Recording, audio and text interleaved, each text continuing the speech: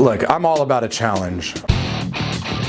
I perform best when I'm under pressure or under a challenge, but that isn't enough to get you to do the calls. You know how I know that? How?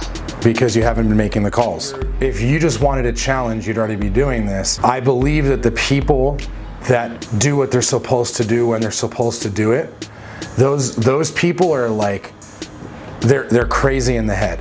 And they're either lucky to be born crazy like Xandra in our office, or they have to trick themselves into being crazy. What's gonna get you to actually do what you don't wanna do? Because it's not just the challenge in itself. If you made $600,000, like what would you do with that? The why is so interesting because look, let me break that down for you. My why right now is my wife and my kids. But that's not what makes me crazy. That's not really it. It's I want my kid to show up to school in a Rolls Royce. I wanna take my kids on vacation on a G6. So if I just say it's about the why, then I'm just gonna focus on being a good dad and saving money and putting him in a good school.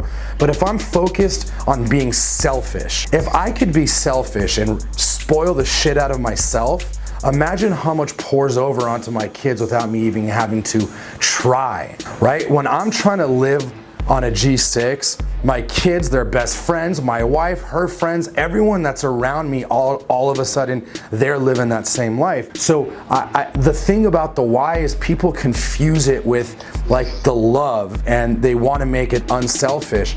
I'm all about family, but I'm a savage for the money. And because of that, I'm gonna do things that other people won't.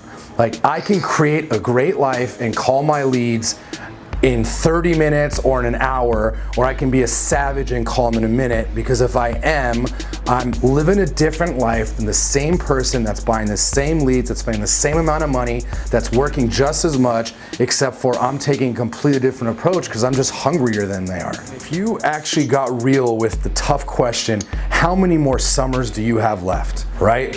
And then think about all the awesome shit you want to do in the amount of time you have left. And you know, some of us might have 100, most of us might have 30 summers. You don't know how many you have left, and you think about all the awesome things you want to do and divide that by the amount of summers you have left in your life. You got to get way hungrier and take way more action right now.